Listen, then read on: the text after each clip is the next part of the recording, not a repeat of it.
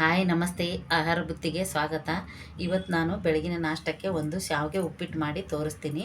ನೋಡಿ, ಶಾವಿಗೆ ಉಪ್ಪಿಟ್ಟಿಗೆ ಏನು ಬೇಕಂತ ನೋಡ್ಕೊಳ್ಳೋಣ. ಒಂದು ಬಟ್ಲು ಶಾವಿಗೆ, ಒಂದು ಚಿಕ್ಕದಾಗಿ ಈರುಳ್ಳಿ, 2 ಹಸಿಮೆಣ್ಸಿನ್ಕಾಯಿ, ಒಂದು 3 ಒಣ ಮೆಣಸಿನ್ಕಾಯಿ, ಸ್ವಲ್ಪ ಕಡಲೆ ಬೀಜ, ಸ್ವಲ್ಪ ಕಡಲೆಬೇಳೆ, ಸ್ವಲ್ಪ ಉದ್ದಿನಬೇಳೆ, ಕೊತ್ತಂಬರಿ ಸೊಪ್ಪು, ಕರಿಬೇವು, ಒಂದು ಅರ್ಧ ಟೊಮೊಟೊ ಹಾಕ್ಕೊಳ್ಳೋಣ. ಆಮೇಲೆ ಇದಕ್ಕೆ ಏನಂದರೆ ಕಡಲೆ ಬೀಜ ತೊಗೊಂಡು ಸ್ವಲ್ಪ ಹುರ್ಕೊಂಡು ಪೌಡ್ರ್ ಮಾಡಿಕೊಂಡು ನಾನು ಹೇಗೆ ಮಾಡೋದಂತೆ ತೋರಿಸ್ತೀನಿ. ನೋಡಿ, ಸ್ವಲ್ಪ ಬಾಣಲಿ ಇಟ್ಕೊಂಡು ಇದಕ್ಕೇನಂದರೆ ಶಾವಿಗೆ ಉಪ್ಪಿಟ್ಟಿಗೆ ಈ ಥರ ಕಡಲೆ ಬೀಜ ಸ್ವಲ್ಪ ಹುರಿದು ಇದನ್ನು ಪೌಡ್ರ್ ಮಾಡಿ ಹಾಕಿದರೆ ತುಂಬ ಟೇಸ್ಟ್ ಇರುತ್ತೆ, ತುಂಬ ಚೆನ್ನಾಗೂ ಇರುತ್ತೆ. ಇದೊಂಥರ ಡಿಫ್ರೆಂಟಾಗಿರುತ್ತೆ ಶಾವಿಗೆ ಉಪ್ಪಿಟ್ಟು. ಈ ಥರ ನೀವು ಟ್ರೈ ಮಾಡಿ ನೋಡಿ. ಕಡಲೆ ಬೀಜ ಹುರ್ಕೊಂಬಿಟ್ಟು ಇದನ್ನು ಪೌಡ್ರ್ ಮಾಡ್ಕೊಂಬರ್ತೀನಿ. ಬಾಣಲಿ ಇಟ್ಕೊಳ್ಳಿ. ಒಂದು ಬಟ್ಲು ಶಾವಿಗೆ ತೋರಿಸಿದ್ನಲ್ವ, ಅದನ್ನ ನಾನು ಹುರಿತಾ ಇದ್ದೀನಿ. ಇದು ಶಾವಿಗೆ ಸ್ವಲ್ಪ ಹುರಿಬೇಕು, ಹುರಿದ್ರೆ ಟೇಸ್ಟ್ ಇರುತ್ತೆ. ಆಮೇಲೆ ಅಂಗಡಿಯಲ್ಲಿ ಹುರಿದಿರೋದು ಸಿಗುತ್ತೆ.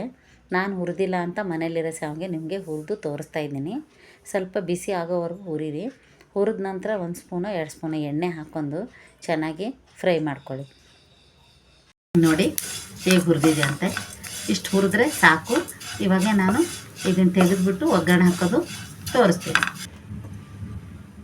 ನೋಡಿ, ಇವಾಗ ಒಂದು 2-3 ಸ್ಪೂನು ಎಣ್ಣೆ,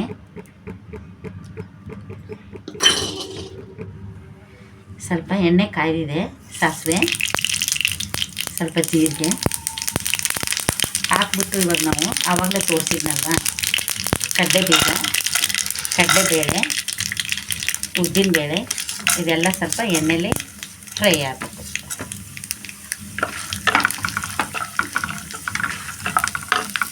ನೋಡಿ, ಒಣ ಮೆಣಸಿನ್ಕಾಯಿ, 1-2 ಹಸಿಮೆಣಸಿನ್ಕಾಯಿ ಹಾಕ್ಕೊಂಡ್ಬಿಟ್ಟು ಈ ಥರ ನಾವು ಫ್ರೈ ಮಾಡ್ಕೋಬೇಕು.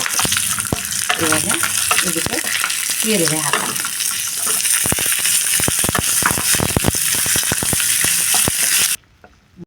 ನೋಡಿ, ಇವಾಗ ಟೊಮೊಟೊ ಹಾಕ್ಕೋಬೇಕು. ಟೊಮೊಟೊ ಚೆನ್ನಾಗಿ ಫ್ರೈ ಆಗಬೇಕು. ಸ್ವಲ್ಪ ಟೊಮೊಟೊ ಮೆತ್ತಗಾಗಬೇಕು, ಯಾಕಂದ್ರೆ ಅದು ದಪ್ಪ ದಪ್ಪ ಇರಬಾರ್ದು. ಅದಕ್ಕೆ ಅದು ಫ್ರೈ ಆದ ನಂತರ ಸ್ವಲ್ಪ ಕರಿಬೇವು ಹಾಕ್ಕೋಬೇಕು. ಕರಿಬೇವು ಹಾಕಿ ಚೆನ್ನಾಗಿ ಫ್ರೈ ಮಾಡಬೇಕು. ಎಲ್ಲ ಫ್ರೈ ಆದ ನಂತರನೇ ಸ್ವಲ್ಪ ನೀರು ಹಾಕ್ಕೋಬೇಕು. ನೋಡಿ, ಇದಕ್ಕೆ ಈಗ ರುಚಿಗೆ ತಕ್ಕಷ್ಟು ಉಪ್ಪು ನೀವು ನೋಡ್ಕೊಂಡು ಹಾಕ್ಕೊಳ್ಳಿ. ಸ್ವಲ್ಪ ಉಪ್ಪು ಹಾಕಿದರೆ ಇದು ಚೆನ್ನಾಗಿ ಫ್ರೈ ಆಗುತ್ತೆ. ಸ್ವಲ್ಪ ಗರಿಗರಿಯಾಗಿರ್ಬೇಕಂತ ನಾನು ಕಡಲೆಬೀಜ, ಕಡಲೆಬೇಳೆ, ಉದ್ದಿನಬೇಳೆ ಎಲ್ಲ ನೀಟಾಗಿ ಹುರ್ಕೊಂಡಿದ್ದೀನಿ. ಅಂದ್ರೆ ಬಾಯಲ್ಲಿ ಶಾವಿಗೆ ಜೊತೆ ತಿಂದರೆ ಒಂಥರ ಕ್ರಿಸ್ಪಿಯಾಗಿರುತ್ತೆ, ತುಂಬ ಚೆನ್ನಾಗಿ ಟೇಸ್ಟು ಕೊಡುತ್ತೆ. ಬಿಸಿ ಬಿಸಿ ಹುರ್ಕೋಬೇಡಿ, ಒಂದು ಸ್ವಲ್ಪ ನೀಟಾಗಿ ಈ ಥರ ಹುರ್ಕೊಳ್ಳಿ. ನೋಡಿ, ಯಾವ ಕಪ್ಪಿಲೆ ನಾನು ಶಾವಿಗೆ ತೊಗೊಂಡಿದ್ದೀನಿ ಅದೇ ಕಪ್ ಅಳತೆಲೆ ನಾನು ಇದರಲ್ಲೇ 2 ಬಟ್ಲು ನೀರು ತೊಗೋತಾ ಇದ್ದೀನಿ. ರೆಡಿಯಾಗಿದೆ. ನಾನು 2 ಬಟ್ಲು ನೀರು ಹಾಕ್ತಾಯಿದ್ದೀನಿ. 2ರಿಂದ 2.5 ನೀರು ಹಾಕಿ ಸಾಕು. ಜಾಸ್ತಿ ನೀರು ಹಾಕಿದ್ರೆ ಒಂಥರ ಚೆನ್ನಾಗಿರಲ್ಲ. 2.5 ಬಟ್ಲು ನೀರು ಹಾಕ್ತಾಯಿದ್ದೀನಿ. ನೋಡಿ, ಇದಕ್ಕೆ ರುಚಿಗೆ ತಕ್ಕಷ್ಟು ನಾವು ಉಪ್ಪು ಇನ್ನೊಂದು ಸತಿ ನೋಡಿಕೊಂಡು ನಾವು ಇದು ನೀರು ಕುದೀಲಿ. ಆಮೇಲೆ ನಾನು ಶಾವಿಗೆ ಹಾಕ್ತೀನಿ. ಕಡಲೆ ಬೀಜ ಹುರಿದಿರೋ ತೋರಿಸಿದ್ನಲ್ವ, ಅದನ್ನ ಪೌಡ್ರ್ ಮಾಡ್ಕೊಂಬರ್ತೀನಿ. ಇದು ಕುದ್ದಿದ್ರಾಗೆ ಪೌಡ್ರ್ ಮಾಡ್ಕೊಂಬರ್ತೀನಿ, ಬನ್ನಿ. ನೋಡಿ, ಇವಾಗ ಕುದೀತಾ ಐತಿ. ನಾವು ಅವಾಗಲೇ ಒಂದು ಬಟ್ಲೆ ಶಾವಿಗೆ ತೊಗೊಂಡಿದ್ವಲ್ವ, ಆ ಶಾವಿಗೆ ನಾನು ಹಾಕ್ತಾಯಿದ್ದೆ. ಈ ಶಾವಿಗೆ ಹಾಕಿಬಿಟ್ಟು ಸ್ವಲ್ಪ ಕುದಿ ಬರಲಿ. ಇದು ಏನು ಜಾಸ್ತಿ ಹೊತ್ತೇನಿಲ್ಲ, ಒಂದು 2 ನಿಮಿಷ, 2ರಿಂದ 3 ನಿಮಿಷ ಒಳಗೆ ಇದು ಕುದಿ ಬರುತ್ತೆ. ಇದಕ್ಕೆ ನಾವೀಗ ಮುಚ್ಚಳ ಮುಚ್ಚಿ 1-2 ನಿಮಿಷ ಬಿಡೋಣ. ನೋಡಿ, ಮುಚ್ಚಳ ತೆಗೆದು ತೋರಿಸ್ತಾ ಇದ್ದೀನಿ. ನೋಡಿ, ಇವಾಗ ರೆಡಿಯಾಗಿದೆ.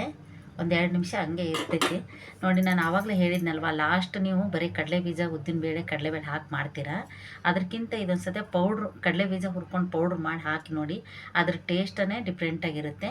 ಇವಾಗ ಇದನ್ನು ನಾನು ರುಬ್ಕೊಂಡಿರೋದು ಹಾಕ್ತೀನಿ. ಇದೊಂದು ಸತಿ ನೀವು ಟ್ರೈ ಮಾಡಿ ನೋಡಿ, ಅದ್ರ ಟೇಸ್ಟ್ ಹೇಗಿರುತ್ತಂತೆ ನಿಮಗೆ ಗೊತ್ತಾಗುತ್ತೆ. ಸ್ವಲ್ಪ ಕೊತ್ತಂಬರಿ ಸೊಪ್ಪು ಹಾಕಿಬಿಟ್ಟು ಈ ಥರ ಹಾಕಿ ತಿರುಗಿಬಿಟ್ಟು 1-2 ನಿಮಿಷ ಬಿಟ್ಟು ತಿಂದು ನೋಡಿ ನೀವು ಹೇಗಿರುತ್ತೆ ಅಂತ. ಇದೇ ಉಪ್ಪಿಟ್ಟು ಒಂಥರ ಡಿಫ್ರೆಂಟಾಗಿರುತ್ತೆ.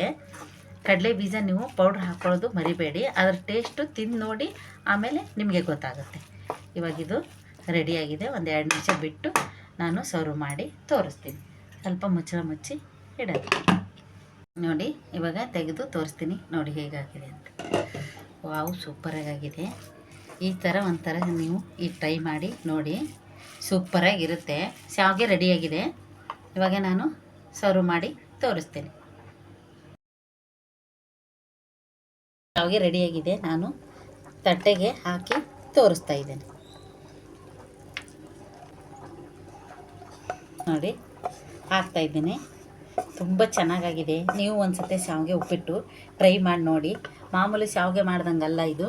ಕಡಲೆ ಬೀಜ ಪುಡಿ ಮಾಡಿ ಹಾಕಿ ನೋಡಿ ಹೇಗಿರುತ್ತೆ ಅಂತ ಇದ್ರದ್ದು ಐಡಿಯಾ ನಿಮಗೆ ಬರುತ್ತೆ. ಒಂದು ಸತಿ ಇದನ್ನು ಟ್ರೈ ಮಾಡಿ ನೋಡಿ. ತುಂಬ ಚೆನ್ನಾಗಾಗಿದೆ. ನೀವು ಒಂದು ಸತಿ ಟ್ರೈ ಮಾಡಿ ನೋಡಿ.